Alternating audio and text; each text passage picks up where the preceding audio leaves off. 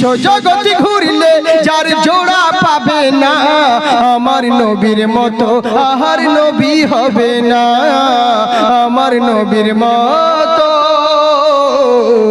আর নবী হবে না। সুবহানাল্লাহ বলেন।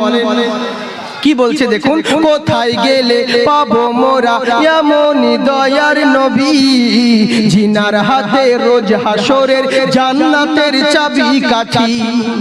কোথায় গেলে পাবো মোরা এমন দয়ার নবী, জিনার হাতে রোজ হাসরের জান্নাতের চাবি কাঠি।